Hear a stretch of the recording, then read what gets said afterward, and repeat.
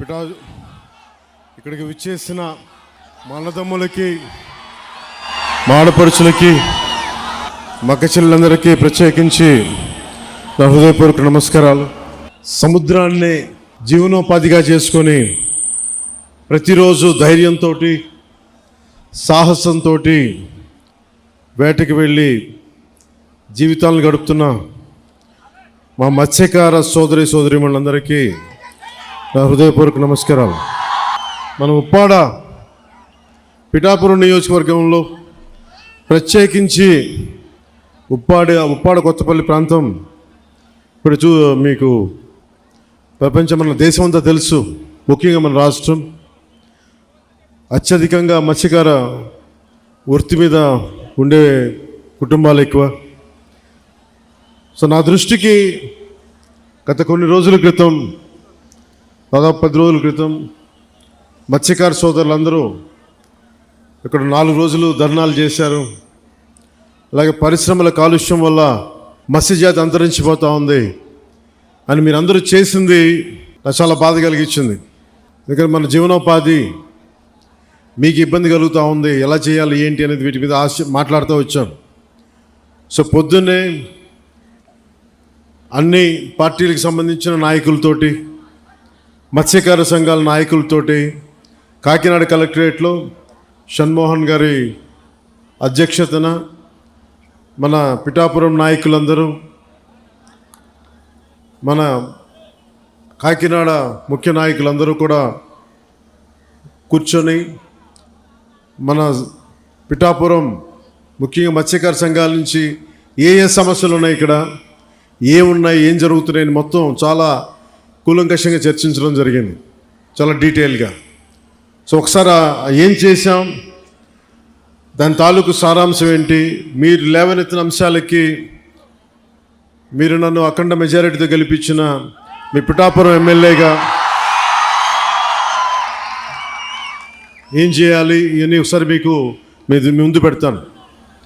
గతంలో నేను చెప్పినట్టుగానే చాలా సందర్భాల్లో ఇక్కడంతా మాట్లాడాం, మీ ఓట్ల గురించి అడిగాం, మీరు మద్దతు ఇచ్చారు, కూటమి ప్రభుత్వం గెలిచింది.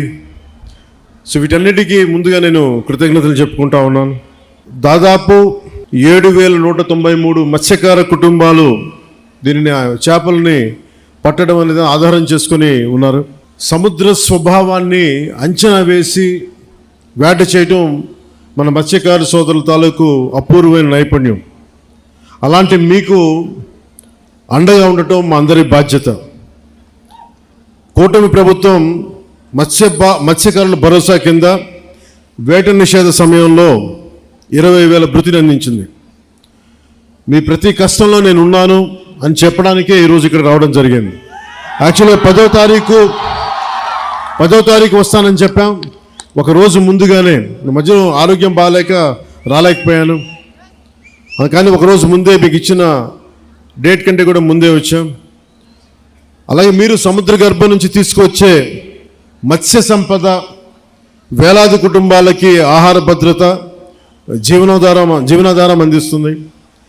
ఈరోజు కాకినాడ జిల్లా కలెక్టరేట్ నిర్వహించిన సమావేశంలో మన సమస్యలన్నీ నాకు దృష్టికి తీసుకొచ్చారు. ముఖ్యంగా ఇక్కడ నక్కపల్లి SEZలో కానీ, అటు మనకి తుని మండలంలో, మనకి తుని నియోజకవర్గంలో అక్కడ దివీస్ ఫ్యాక్టరీ కానీ, అరవిందో కానీ, మిగతా చిన్న చిన్న పరిశ్రమల నుంచి కాలుష్యాలు వచ్చేస్తున్నాయి, మత్స్య సంపద అంతరించిపోతూ ఉంది, మాకు వేట దొరకట్లేదు అంటే ఇదొకటి ముఖ్యమైన సమస్య నాకు ప్రస్తావించాను. 2, ఎక్స్గ్రేషియా, సముద్రం వేటకి వెళ్ళినప్పుడు ప్రాణాలు కోల్పోయిన కాకినాడ జిల్లాకి చెందిన 18 మంది మత్స్యకార సోదర కుటుంబాలకి మా ఎక్స్గ్రేషియా అందలేదు అని చెప్పారు. వెంటనే ఈ రోజునే నేను స్వయంగా 5 మందికి ఇప్పించాను. మిగతా 13 మందికి, దాదాపు 18 మందికి 5 లక్షల రూపాయల చొప్పున 90 లక్షలు వారికి వెంటనే మంజూరు చేయడం జరిగింది. సో ముందుగా ఈ సమస్యని ఒక మంచి శుభంతో మొదలు పెడదామని. ఒకటి, పొల్యూషను, మన చేపలు మత్స్య సంపద కొంచెం దెబ్బతింటా ఉందని అదొక దృష్టికి పట్టుకొచ్చారు. 2, మన అమీనాబాద్ హార్బర్లో ఈ డిజైన్ లోపం కారణంగా మనకి రాళ్ళను తాకి దెబ్బలు మనకి పడవలు దెబ్బతింటా ఉన్నాయి, వాటికి వలలకి చిక్కుకుపోయి ఇబ్బంది అయిపోతూ ఉంది. అదొక రెండో సమస్య చెప్పారు. అలాగే మూడోది ఉప్పాడ సీ ప్రొటెక్షన్ వాల్ గురించి మాకు ఇంత జరుగుతూ ఉంది, దీనికి మీరు ఏం చేయబోతున్నారు అనేది. ఇంకొకటి, ఇక్కడ మనకి మత్స్య సంపద దొరకనప్పుడు మేము అంతర్వేదికి కానీ మచిలీపట్నం కానీ మిగతాటి నిజాంపట్నం వైపు వెళ్తూ ఉంటే మాకున్న సమస్యలు, అక్కడ స్థానికంగా ఉండే మత్స్యకారుల సంఘాలతో మా గొడవలు వస్తున్నాయి, దీని మీద ఏం చేస్తారనేది ముఖ్యంగా ఈ 3 సమస్యల మీద ప్రస్తావించడం జరిగింది. దీంతోపాటు దానికి అనుబంధ సమస్యలు. సో నేను మీ దృష్టికి తీసుకొస్తుంది ముందుగా ఉప్పాడ సీ ప్రొటెక్షన్ వాల్ గురించి. మేము మీకు మాట ఇచ్చాం, Uppada sea protection wall last time మనం ఇక్కడికే వచ్చాం. అలాగే మనకి సెంట్రల్ నుంచి కోస్టల్ రెగ్యులేటరీ జోన్ అథారిటీ వాళ్ళని పిలిపించాం. సో పిలిపించినప్పుడు మనం పంపించిన ప్రతిపాదన 323 కోట్లతోటి రక్షణ గోడ నిర్మాణానికి కేంద్ర ప్రభుత్వం సానుకూలంగా ఉంది. అలాగే దీనికి సంబంధించి ఈ నెల 14వ తారీఖున కేంద్ర గృహశాఖ కార్యదర్శి ఆధ్వర్యంలో ఢిల్లీలో ఈ మీటింగ్ జరగబోతూ ఉంది. నేను వారికి ఒకటే తెలియజేశాను, దాదాపు ప్రపంచం మన దేశంలోనే చాలా అరుదుగా ఉండే చోట్ల ముఖ్యంగా ఉప్పాడ తీర ప్రాంతం సంవత్సరానికి 20 నుంచి 25 మీటర్ల కోతకు గురవుతూ ఉంది, ఉన్న ఇళ్ళు పోతూ ఉన్నాయి. అందుకని సీ ప్రొటెక్షన్ వాళ్ళు చాలా అవసరం అని చెప్పి ప్రత్యేకించి చెప్పడం వల్ల సెంట్రల్ హోమ్ మినిస్ట్రీకి చెప్పడం జరిగింది. ఇది 14 మీటింగ్ జరుగుతారు. ఇది నేను మీకు మాట ఇచ్చాను మొన్న ఎలక్షన్ టైంలో కూడా, ఇప్పటికీ నేను మీకు మాట ఇస్తున్నాను. ఆల్రెడీ 14వ తారీఖు అయితే 323 కోట్ల రూపాయలు కాబట్టి ఇలా చేతిలో మంత్రదండం ఉన్నట్టుగా వెంటనే ఇలా నేను చెప్తే అయ్యేది కాదు, ఇది చాలా లేయర్డ్గా జరుగుద్ది. సో మొదట 2 మీటింగ్లు అయినాయి, ఇప్పుడు 3వ మీటింగ్ జరుగుతూ ఉంది. ఖచ్చితంగా నా నమ్మకం 323 కోట్ల రూపాయలు కేంద్ర ప్రభుత్వం మనకు సీ ప్రొటెక్షన్ వాళ్ళకి ఇవ్వబడుతుంది.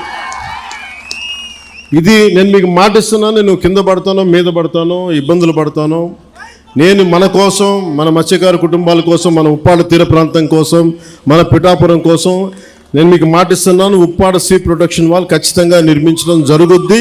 దానికి నిధులు కూడా ఎలాగ మన కేంద్ర ప్రభుత్వం నుంచి వచ్చేలాగా ఆల్రెడీ మనకి కేంద్ర ప్రభుత్వం సానుకూల తెలియజేశారు.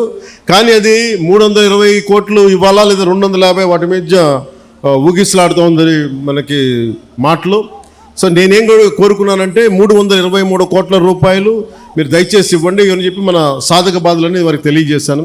అదొకటి. ఇవి కాకుండా రాష్ట్ర విపత్తు నిర్వహణ సంస్థ మరియు మహాత్మా గాంధీ జాతీయ ఉపాధి హామీ పథకం ద్వారా ఉప్పాడ నుండి కొనపాపపేట వరకు వచ్చే ఈ మన 5,65,00,000 రూపాయలతోటి తీర రక్షణ పనులు చేపడుతాం. దాంట్లో భాగంగా పనులు కొంత ప్రారంభమైనవి. సో ఇది మీ దృష్టి కూడా తీసుకొస్తా ఉన్నాను. అలాగే మనకి మత్స్య సంపద వేరే చోట్లకి వెళ్తున్నాం, వీటన్నిటి గురించి మాట్లాడితే. అలాగే మన కొల్లు రవీంద్ర గారితో మాట్లాడాం, ఆయన ఆధ్వర్యంలో నిన్న ఫిషరీస్ వాళ్ళు మీటింగ్ చేశారు మంత్రివర్యులతోటి. అలాగే రాజోల్ ఎమ్మెల్యే శ్రీ వరప్రసాద్ గారిని కూడా ప్రత్యేకంగా అంతర్వేది మత్స్యకార సమావేశాలతో ఏర్పాటు చేశారు. సోదర భావంతో అక్కడ ఫిష్ ల్యాండింగ్కి అక్కడ మత్స్యకారులందరూ మనకి అంగీకరించారు. ఆ మాట కూడా మనం ముఖ్యంగా ఉప్పాడ మత్స్యకారులకి ఖచ్చితంగా మేము అందిస్తాం. కానీ వాళ్ళ రిక్వెస్ట్ ఏమడుగుతున్నారంటే ఆ రింగ్ వలలు వేయొద్దు, మాకు పిల్లలు దొరికేస్తారని అంటూ ఉన్నారు. దాని మీద కొంత తర్జన భర్జన ఉంది, అది కూడా మీకు తెలియజేస్తాం. అది కూడా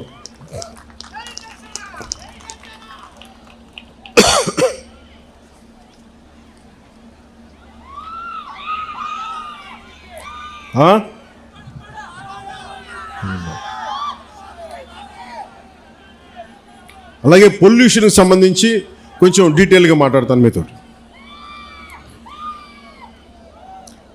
అసలు వాతావరణ కాలుష్యం అనేది ఇది చాలా ఇబ్బందికరమైనది అయిపోయింది. ముఖ్యంగా పరిశ్రమల వల్ల నుంచి వచ్చే విడుదలయ్యే రసాయనాలు కానీ, వాయు కాలుష్యం కానీ, శబ్ద కాలుష్యం కానీ, లేదంటే మనకి నీటి కాలుష్యం కానీ, దానికి సంబంధమైన ప్రతి కాలుష్యం కూడా చాలా ఇబ్బంది పెడతా ఉన్నాం. సో నేనేం మాట్లాడానంటే మత్స్యకార సంఘాల దగ్గర నుంచి, నాయకుల దగ్గర నుంచి, మన మూలాపేటలో కానీ వీళ్ళుండే ఎన్జిఓలు అందరూ కూడా మాట్లాడుతూ ఉంటే, అందరూ మన మత్స్యకార కులాల నుంచి వచ్చిన వాళ్ళు మాట్లాడుతుంటే నాకు ఒకటే తెలియజేశారు, మేము పరిశ్రమలకి మేము వ్యతిరేకం కాదు, పరిశ్రమలు రావాలి, కానీ అది మా జీవనోపాధిని దెబ్బతీయకూడదు. ఇది నాకు ప్రత్యేకంగా తెలియజేశారు. సో దాన్ని దృష్టిలో పెట్టుకునే ఇక్కడున్న మన పిఠాపురం, ఈ ఉప్పాడ కొత్తపల్లి ప్రాంతం ప్రజలతో పాటు రాష్ట్ర ప్రజలకు కూడా నేను ఒకటే తెలియజేస్తా ఉన్నాను. ముఖ్యంగా నేను ఎన్విరాన్మెంట్ మినిస్ట్రీగా నేను బాధ్యత తీసుకున్న, pollution control board, PCB, environment బాధ్యత తీసుకున్న తర్వాత, ఫారెస్ట్ బోర్డు బాధ్యత తీసుకున్న తర్వాత ఎక్కడా కూడా పెట్టుబడులు రావాలి, పరిశ్రమల్ని భయపెట్టకూడదు గత ప్రభుత్వం లాగా అని చెప్పి చాలా జాగ్రత్తగా సంయమనంతో తెలియజేస్తా ఉన్నాం. సరే, వాళ్ళ తప్పు లేదని ఉంటే సరిదిద్దుకునేలాగే ఒక ప్రయత్నం చేస్తూ ఉన్నాం. సో నేనేమడిగానంటే, ముందు మీకు కొంత అవగాహన రావాలి కాబట్టి పరిశ్రమలు కనుక లేకపోతే మనం ముందుకు తీసుకెళ్ళాం అభివృద్ధిని. అసలు మనం ఏది పరిశ్రమలు రాకూడదంటే ఉపాధి అవకాశాలు కూడా రాలేవు. అందుకని ఖచ్చితంగా పరిశ్రమల్ని, నాకు ఒక సంతోషకరమైనది ఏమనిపించిందంటే, మన మత్స్యకార సోదరులు ఎవరు కూడా పరిశ్రమలు మేము వ్యతిరేకించట్లేదు, కానీ పరిశ్రమల ద్వారా వచ్చే కాలుష్యం మటుకు మమ్మల్ని ఇబ్బంది పెడుతుంది, దాని మీద మీరు ఖచ్చితంగా చర్యలు తీసుకోండి. సో నేను మీకు తెలియజేసుకుంటుంది ఏంటంటే, ఇప్పుడు ఉదాహరణకి మన ఆక్వాకల్చర్ ఉంది రాష్ట్రం మొత్తం మీద. అది మనకి గోదావరి జిల్లాల్లో కానీ, కృష్ణా కానీ, నెల్లూరు, మిగతా జిల్లాలు ఎక్కడున్నా కానీ దాదాపు ప్రతి సంవత్సరం 1,30,000 కోట్ల రూపాయలు ఆదాయం మనకి వస్తూ ఉంది. దాంతోపాటు ఎక్స్పోర్ట్స్ 3,67,000 మత్స్య సంపదని మనం రొయ్యలు కావచ్చు, చేపలు కావచ్చు ఎక్స్పోర్ట్ చేస్తే దాదాపు మనకి 1,30,000 కోట్ల రూపాయలు మనకి ఆదాయంగా వస్తుంది, రాష్ట్రానికి కావచ్చు, దేశానికి కావచ్చు. అలాగే ఎంప్లాయ్మెంటు, ఉపాధి దాదాపు డైరెక్ట్గా 3,72,000 మందికి ఉపాధి లభిస్తూ ఉంది. 15 లక్షల మందికి ఇండైరెక్ట్గా ఎంప్లాయ్మెంట్ లభిస్తుంది వీటి వల్ల. కానీ ఇంత డబ్బు ఉంది, ఇంత ఎంప్లాయ్మెంట్ ఉంది ఆక్వా రంగం వల్ల. కానీ దారుణం కూడా ఏముందంటే, మనం మీకు అనుబంధమైన సమస్య కాబట్టి చెప్తా ఉన్నాం. ఒకవైపు అభివృద్ధి ఎలా కనిపిస్తుందో, ఇంకోవైపు గోదావరి జిల్లాలో ఎక్కడైతే ఆక్వా ఉందో అక్కడ మొత్తం తాగునీటి అన్ని అక్కడ కలుషితం అయిపోయినాయి. వాటర్ బాటిల్ తాగాలి, ఒక ప్లాస్టిక్ బాటిల్లో ఒక మినరల్ వాటర్ కొనుక్కొని తాగాలి. డబ్బులకు డబ్బులు కనిపిస్తున్నాయి, ఉపాధికి ఉపాధి అవకాశం కనిపిస్తున్నప్పటికీ కాలుష్యం వల్ల గ్రౌండ్ వాటర్ పొల్యూట్ అయిపోయింది. సో ఇది ఒక తప్పనిసరి తద్దినలా అయిపోయింది. అభివృద్ధి కావాలంటే ఎంతో కొంత పొల్యూషను, కానీ మిగతా ప్రాంతాలు వేరు, మన కొత్తపల్లి ఉప్పాడ ప్రాంతం వేరు. మీ కష్టాల్లో నేను ఒక సాటి మత్స్యకారుడిగా ఉంటే ఇదే నా జీవనోపాధి ఎలా ఉంటుందో అది నేను మనస్ఫూర్తిగా అర్థం చేసుకొని నేను వారికి ఒకటే తెలియజేశాను. ఒకటి, ఈ నక్కపల్లి SEZ కానీ, ఇప్పుడు వచ్చిన అరబిందో కానీ, దివీస్ కానీ, అటు డెక్కన్, ఇవన్నీ కూడా ఇది మన ప్రభుత్వం వచ్చినప్పుడు వచ్చినవి కావు. ఇవి 2005లో ప్రారంభించిన పరిశ్రమలు. ఇవన్నీ 2005 నుంచి నక్కపల్లి SEZ కావచ్చు, ఇవన్నీ కూడా వైఎస్ రాజశేఖర రెడ్డి గారు ప్రారంభించిన ఇవన్నీ, ఈ కాన్సెప్ట్ ఇవన్నీ. ఇది జనసేన కానీ మిగతా మన పార్టీలు ఎవరు కూడా చేసింది కాదు. ఇది వైఎస్ రాజశేఖర రెడ్డి గారు ప్రతిపాదించింది, ఆయన SEZని తీసుకొచ్చింది. కానీ ఇక్కడ సమస్య ఏమొచ్చిందంటే, వ్యర్థాలని శుద్ధి చేయకుండా సముద్రంలో కలిపేస్తున్నారు. తద్వారా ఏం జరుగుతుందంటే మన మత్స్య సంపద దెబ్బతింటా ఉందని. ఇదే కదా. దీనికి నేను ఒక మత్స్యకారుడిగా నా జీవనోపాధి అయితే నేను మీలాగా ఎలా ఆలోచిస్తాను, నేను కూడా అట్లాగే ఆలోచించాను. అంతేగాని నేను ఒక డిప్యూటీ సీఎంగా ఆలోచించాలా, ఒక ఎమ్మెల్యేగా ఆలోచించాలా, ఒక సాటి మత్స్యకారుడిగా ఎలా ఆలోచించాలో అట్లాగా ఆలోచించి మాట్లాడాను. ఒక క్లియర్ కట్ ఇన్స్ట్రక్షన్ మన మత్స్యకారుల దగ్గర నుంచి వచ్చింది. మేము ఎప్పుడూ కూడా పరిశ్రమలకి వ్యతిరేకం కాదు, కానీ వ్యర్థాలని, కాలుష్యాలని ఎంత శుద్ధి చేసి పంపుతారన్నదే మా ప్రశ్న. ఇది రెండోది. నేనేం చెప్పానంటే, పారిశ్రామికవేత్తల్ని బెదిరించి ఎవరైనా సరే, గతంలో కూడా నేను ఏం మాట్లాడానంటే, వైసీపీ నాయకులను కూడా లోపలికి రమ్మని చెప్పాం. ఇది కూటమి ప్రభుత్వం అయినప్పటికీ కూడా నేను ఒకటే అడిగాను, ఇది పవన్ కళ్యాణ్ పిఠాపురం నుంచి గెలవడంలో వచ్చిన సమస్య, లేదంటే ఉన్న సమస్య అంటే ఇది ఎప్పటి నుంచో ఉన్న సమస్య అని చెప్పారు. నాకు ఆ భరోసా నాకు ఇచ్చారు. నేను సందేహించడానికి అడగల, శంకించడానికి అడగల, అసలు ఎలా వచ్చింది మూలం ప్రజలందరికీ తెలియజేయడానికి. సో నేను అన్నీ మాట్లాడితే ఖచ్చితంగా ఈ కాలుష్యం, మీరు లేనిపోయిన అభాండాలు మత్స్యకారులు ఎవరు వేయరు, అది నేను అర్థం చేసుకోగలను. మనం మత్స్యకారులందరూ ఎలా ఉంటాం, కష్టపడతాం, ధైర్య సాహసాలతో సముద్రంలోకి వెళ్తాం, వేటపడతాం, చిన్నపాటి గొడవలు ఉంటాయి, కానీ కక్షలు కారుణ్యాలు పెట్టుకునే జాతులు కావు. మనం గొడవ పడతాం, వేటకెళ్ళేవాడికి కోపం ఉంటుంది, వేటకెళ్ళేవాడికి పౌరుషం ఉంటుంది. అంతేగాని మనం ఎవరిని కూర్చొని ఒకటి పొట్ట కొట్టాలనో ఇంకోట్లా అనుకునేది కాదు. కానీ మన పొట్ట కొడుతుంటే మనకి బాధ ఉంటుంది, మనకి ఆవేదన ఉంటుంది. నేను ఒకటే చెప్పాను, సంఘాల నాయకులతో కూర్చొని మాట్లాడుతూ అంటే వాళ్ళు ఒకటే చెప్పారు, మేము ఎన్ని చెప్పినా మీరు వచ్చి కొత్తపల్లి ఉప్పాడలో మీరు పెడితే తప్ప ఈ మన యువత మాట వినరు, దయచేసి ఈ మాట చెప్పండి అంటే, నేను సంఘాల నాయకులందరితో పాటు మత్స్యకారి పెద్దలందరితో పాటు చాలామంది యువతను అడిగాను. దాదాపు 8-9 మంది యువతతోనే ప్రత్యేకించి అడిగాను.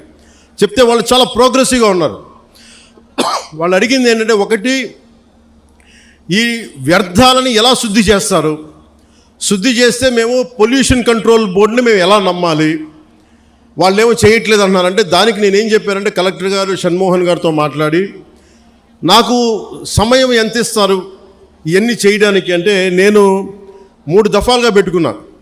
ఈ 3 రోజుల తర్వాత మళ్ళీ నేను ఒక పడవ తీసుకొని మీరు ఎక్కడైతే వ్యర్థాలు వస్తున్నాయో, ఎక్కడైతే మన మత్స్య సంపద నాశనం అయిపోతుందని మీరు చెప్తున్నారో వాటిలో ఒకసారి నేను వెళ్ళి చూస్తాను. ఎందుకంటే ఒక మత్స్యకారుడిలాగా వెళ్ళాలి అంటే నేను కూర్చోబెట్టి 4 గోడల మధ్య ఉంటే ఇది నాకు మీరు అది అర్థం అవడం కంటే కూడా పేపర్లు తీసుకొని ఆ రిపోర్ట్ చదవడం కంటే కూడా మీరు లోపలికి వెళ్ళి వేటలో వెళ్తే ఎలా ఉంటుందో అలాంటి పరిస్థితుల్లో మీరు ఏమి అనుభవిస్తున్నారో అది చూడటానికి నేను కూడా పడవ తీసుకుని ఒక 2-3 రోజులు తర్వాత ఇక్కడే మన కాకినాడ పోర్టు నుంచే మొత్తం వెళ్ళి ఈ కోస్టల్ లైన్లో ఎక్కడైతే పొల్యూషన్ ఉందనేది మన మత్స్యకారు యువత కానీ నాయకులు కానీ వాళ్ళు చూపించిన ప్రదేశాల మేరకు నేను వెళ్ళి దాని నుంచి నేను స్వయంగా నేను పరిశీలిస్తాను. 1, 2, అసలు పొల్యూషన్ ఆడిట్ చేయమన్నాను. అది దివీస్ కావచ్చు, అరబిందో కావచ్చు, డెక్కన్ కావచ్చు, చిన్న చితక పరిశ్రమలు ఏమున్నాయో. అలాగే నిమ్మకాయల చినరాజప్ప గారు కూడా మాట్లాడుతూ పెద్దాపురం నుంచి ఆయన కూడా ఏమన్నారంటే, సార్ ఇక్కడ ఇది ఒక్క సమస్య కాదు, దాదాపు 27,000 మంది ప్రత్యేకించి ఒక పరిశ్రమ ఉంది పెద్దాపురంలో, అది కూడా కాలుష్యం కాలువల్లో వదిలేస్తున్నారు. ఆ కాలువలు మనం ఉప్పాడ దాకా వచ్చేస్తున్నాయి, కాకినాడ దాకా వచ్చేస్తున్నాయి, మొత్తం పంట పొలాల్లోకి వెళ్ళిపోతుంది ఆ కాలువ, ఆ నీళ్లు. దానివల్ల అదే భూమిలోకి ఇంకిపోయి అదే మనం ధాన్యం కూడా తింటా ఉన్నాం, దానివల్ల ఒళ్ళు కూడా పారైపోతుంది, క్యాన్సరస్ అవుతుంది అనేది. సో నేను పెట్టుకుంది ఏంటంటే, మనకి చాలా ఈ అభివృద్ధితో పాటు మనకు కావాల్సింది ఖచ్చితంగా పర్యావరణ పరిరక్షణ కావాల్సిందే మనకి. దాంట్లో నేను ఎక్కడ కాంప్రమైజ్ అవ్వట్లేదు, దాన్ని ఎక్కడా కూడా నేను మిమ్మల్ని వంచాలని కూడా నేను ప్రయత్నం చేయట్లా. నాకు మీకు కుదరినప్పుడు నేను రాజకీయాలు వదిలేసి వెళ్ళిపోతాను తప్ప, నేను మీ న్యాయం చేయలేనప్పుడు నేను కూర్చోబెట్టి నాకు నిజంగా మీ గుండెల్లో పెట్టుకున్న అభిమానం కంటే కూడా నేను పదవులుగా నేను ఏం చూడను. కాకపోతే ఈ పదవి ఉన్నది చాలామందితో కూర్చొని సామరస్యపూర్వకంగా ఎలా పరిష్కారం చేయాలి అన్నదే నా తపన. సో నేనేం చెప్పానంటే, ముఖ్యంగా నేను చెప్పింది ఏంటంటే, అసలు ఎంత పొల్యూషన్ జరుగుతుంది ఆ ఆడిట్ని ఒకసారి చేయమని చెప్పాం. ఆడిట్ చేద్దాం, అసలు ఎంత కాలుష్యం ఉందనేది చెప్తే అందరూ అడిగారు. షణ్మోహన్ గారు మొత్తం సంఘాల నాయకులందరితో మాట్లాడి, అక్కడ ఉన్న యువతతో కూడా మాట్లాడి, ఈరోజు దాదాపు 100 మంది పైగా వచ్చారు. వాళ్ళందరితో మాట్లాడి మీ ప్రతినిధులుగా మేము అడిగింది ఏంటంటే, షణ్మోహన్ గారు, కలెక్టర్ గారు, కనీసం మాకు 100 days టైం ఉంటే దీని మీద యాక్షన్ ప్లాన్ చేద్దామని ఒకసారి, అంటే ఎలా చేద్దాం దీనికి సంబంధించి. ఎందుకంటే మీరు బోట్లు దెబ్బతినకూడదు, మీకు మీ వేటకి ఇబ్బంది పడకూడదని దీనికి ఏం చేయాలంటే ఒక ప్రాపర్ యాక్షన్ ప్లాను, ఒక 100 రోజుల సమయం అని అడిగాం. సో మిమ్మల్ని కూడా నేను ప్రతిపాదిస్తుంది, మిమ్మల్ని అభ్యర్థిస్తుంది, మీ అందరినీ వేడుకుంటుంది. మాకు కనీసం ఒక 100 రోజుల సమయం కనుక మీరు ఇస్తే దీనికి ఒక రోడ్ మ్యాప్, ఒక ప్లాన్ క్రియేట్ చేసి మీ ముందు పెట్టి మీ అందరి అనుమతితోటే మనకి ఉపాధి అవకాశాలు ఉంటూనే మనకి కాలుష్యాన్ని ఎలా నివారించాలి అన్న దాని మీద నా ప్రణాళికకి నాకు కనీసం ఒక 100 రోజుల సమయం కావాలి. ఆ 100 రోజుల సమయాన్ని మిమ్మల్ని ఇమ్మని నేను ఆర్థించడానికే నేను ఈరోజు మీ ముందుకు వచ్చాను. నాకు ఒక 3 నెలల నుంచి 100 రోజుల సమయం కావాలి. సో మీరు ఆ 100 రోజుల్లోపు నేను ఒక రోడ్ మ్యాప్, ఒక పరిష్కార మార్గం, అవసరమైతే దీన్ని క్యాబినెట్లో మాట్లాడతాను, లేదంటే అసెంబ్లీలో కూడా మాట్లాడి మీకు న్యాయం జరిగేలాగా నేను ముందుకు తీసుకెళ్తాను. మీ అందరికీ నేను మనస్ఫూర్తిగా మీకు తెలియజేసుకున్నాను. సో నాకు 3 నెలల సమయం మిమ్మల్ని, ఇది ప్రజాస్వామ్యం, నేను 4 గోడల మధ్య కూర్చొని నేను అడగట్లా. నాకు ఒక 100 రోజుల సమయం కావాలి. ఏం చేద్దాం చెప్పండి, అవునా కాదా? 100 రోజులు సమయం ఇస్తున్నారా నాకు? ఇస్తున్నారా? 100 రోజులు సమయం ఇస్తున్నారా లేదా నాకు చెప్పాలి. అలా కుదరదు నాకు. ఎందుకు చెప్తా, మీరు 100 రోజులు సమయం ఇవ్వకపోతే, మీరు 100 రోజుల సమయం ప్రాక్టికల్గా మీరు ఆలోచించండి. 100 రోజుల సమయం ఇవ్వకపోతే, ఎందుకంటే రాత్రికి రాత్రి పొల్యూషన్ ఏం జరుగుతుందో మనం ఆడిట్ చేయడానికి కూడా చాలా టైం పడుతుంది. ఆడిట్ చేసిన తర్వాత వ్యర్థాలు ఉన్నాయి అంటే వీళ్ళకి ఎందువల్ల వ్యర్థాలను విడుదల చేస్తున్నారు. ఎందుకంటే మీరు 4 రోజులు ధర్నా చేస్తే 5వ రోజు పరిష్కారం నిజంగా రాదు. ఎందుకంటే దీని వెనక చాలా ఉన్నాయి. పరిశ్రమలు మనం ఇచ్చింది కాదు, వైసీపీ నాయకులు ఇచ్చింది. వైసీపీ నాయకులు ఇచ్చిన పరిశ్రమలు మన కూటమి ప్రభుత్వం వచ్చిన తర్వాత వచ్చిన పరిశ్రమలు కాదు. సో అందుకని అలా అని చెప్పి వాళ్ళలాగా భయపెట్టి పారిశ్రామికవేత్తలను భయపెట్టి పారిపోతే అది దేశపరంగా ఇంకోలాంటి సంకేతాలు వెళ్తాయి, అదో ఇంకో సమస్య ప్రారంభమవుద్ది. సో మేము ఆలోచిస్తుంది వయా మీడియాగా మధ్యలో పొల్యూషన్ రాకుండా, మన మత్స్య సంపద చనిపోకుండా ఎలాంటి పరిష్కారం వెతకాలి. అలాగే ఓఎన్జీసీ వాళ్ళు మనకి కొంత కాంపెన్సేషన్ పే చేస్తూ ఉన్నారు, ప్రతి నెలకైనా అడుగుతూ ఉన్నారు. అది మేము పెట్టే ప్రతిపాదన కలెక్టర్ గారితో సంబంధిత మంత్రివర్గంతో మేము అడుగుతుంది. ఈ ఎక్కడైతే ఎఫెక్ట్ అవుతూ ఉన్నారో వాళ్ళకి సంబంధించి ఆ పరిశ్రమలు కానీ పారిశ్రామిక యాజమాన్యంతో మాట్లాడి వాళ్ళు ఎంతవరకు చేయగలరు, ఒకవేళ కాంపెన్సేషన్ ఇవ్వగలరా, నెలకి ఇవ్వగలరా, లేదంటే 1 టైం సెటిల్మెంట్ చేయగలరా, ఇవన్నీ మాట్లాడాల్సిన అవసరం ఉంది, మాట్లాడాల్సిన పరిస్థితి ఉంది. అది మీకు అంటే ఇవన్నీ చేయడానికి నాకు కనీసం ఒక 3 నెలలు సమయం కావాలి.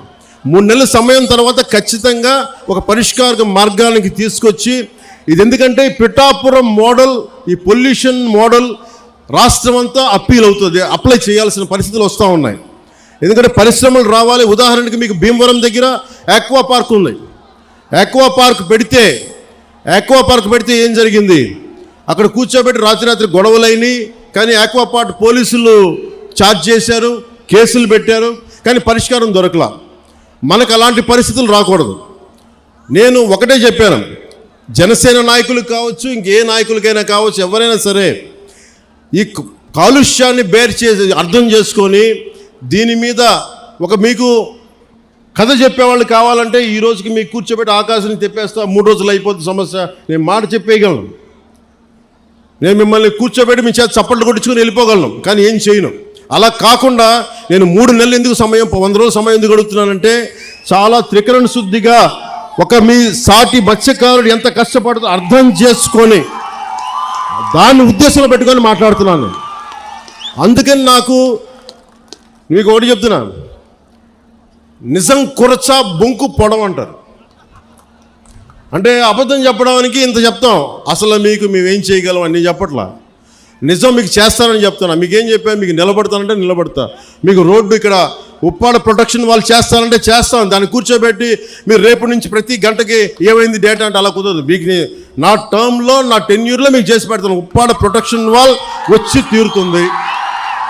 అలాగే అది నేను మన అమిత్ షా గారితో, మోడీ గారితో మాట్లాడుకొని తెప్పించగలను. ఇది చాలామంది సంబంధించిన వ్యక్తులు, పారిశ్రామికవేత్తలు.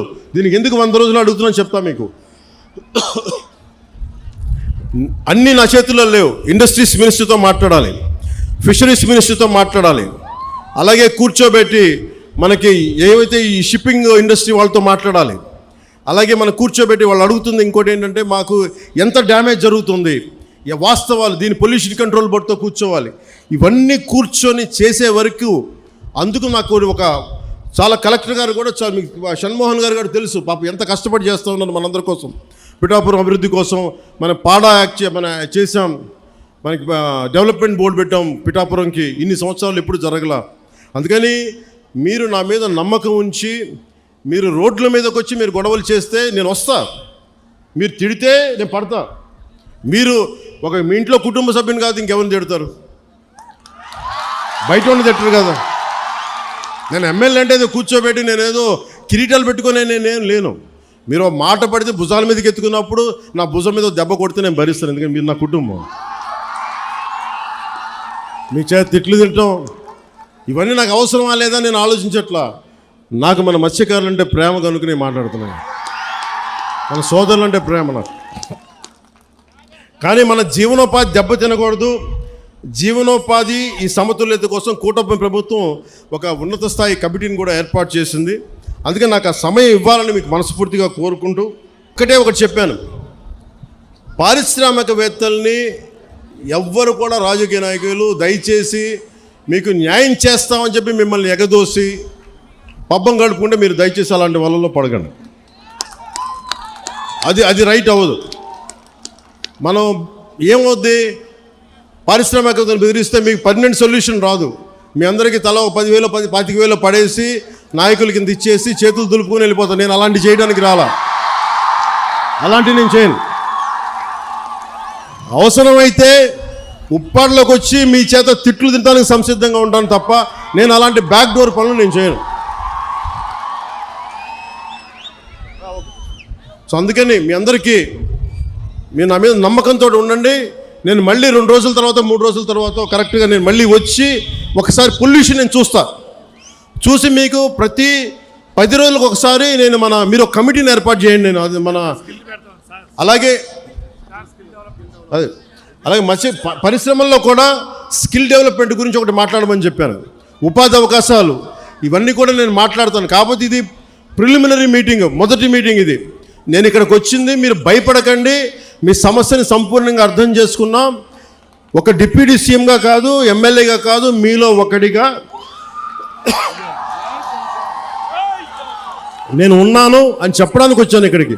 అందుకని 3 రోజుల తర్వాత వచ్చి మీకు time to time deputy CM పేషీ నుంచి మీకు మీడియా దగ్గర నుంచి మన కూటమి నాయకుల దగ్గర నుంచి అందరి తరపున మీకు తెలియజేస్తాం. ఏమాత్రం మీకు కోపం ఉన్నా తాపం ఉన్నా మీరు దెబ్బలు తినడానికో మీ చేత తిట్లు తినడానికో నేను సంసిద్ధంగా ఉన్నాను. నేను ఎక్కడికి పారిపోను, ఇక్కడే ఉంటాను.